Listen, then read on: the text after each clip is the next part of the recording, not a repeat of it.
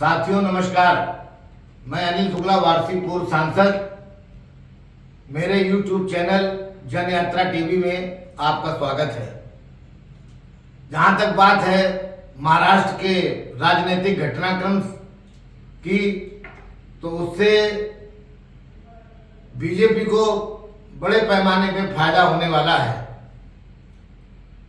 घटनाक्रम के बाद जिस तरह से सोशल मीडिया में चर्चाओं का बाजार गर्म है, भाजपा व मोदी जी के विरोधियों ने मानो बिना 2024 का चुनाव लड़े ही जीत हासिल कर ली है।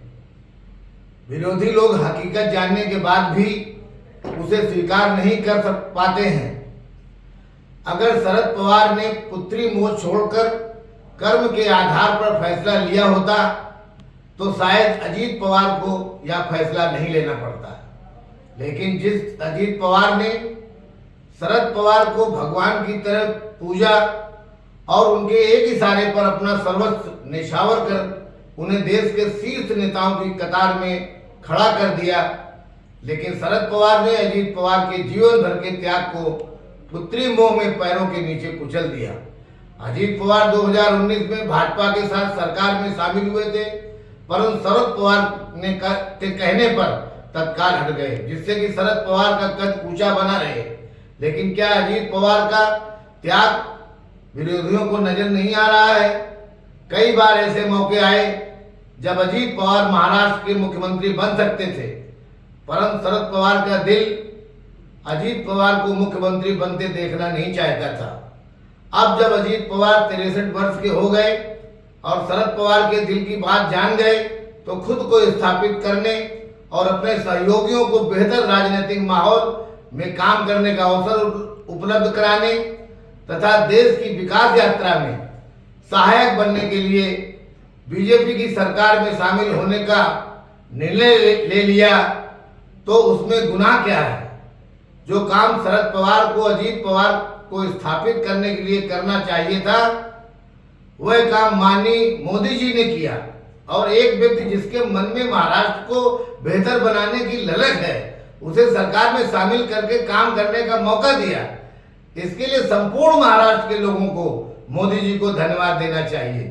मोदी जी के नेतृत्व वाली भाजपा सरकार सबका साथ, सबका विकास, सबका विश्वास और सबका प्रयास के फार्मूले पर काम कर रही है। इसलिए बीजेपी के लिए ये महाराष्ट्र की सामान्य घटना है, क्योंकि जो भी देश निर्माण में सहयोग करना चाहता है, बीजेपी में उसका स्वागत है। वैसे भी शरद पवार ने सुप्रिया सुले तथा प्रफुल्ल पटेल को कार्यकारी अध्यक्ष बनाकर अपना रिटायरमेंट ले लिया था। कार्यकारी अध्यक्ष श्री प्रफुल्ल पटेल ने पार्टी हित को सर्वोपरि रखते हुए 30 जून को ही एनसीपी के कार्यकारिणी की बैठक बुलाकर शरद पवार को राष्ट्रीय अध्यक्ष के पद से हटाकर अजीत पवार को राष्ट्रीय अध्यक्ष बना दिया था तथा इसकी सूचना चुनाव आयोग को दे दी थी।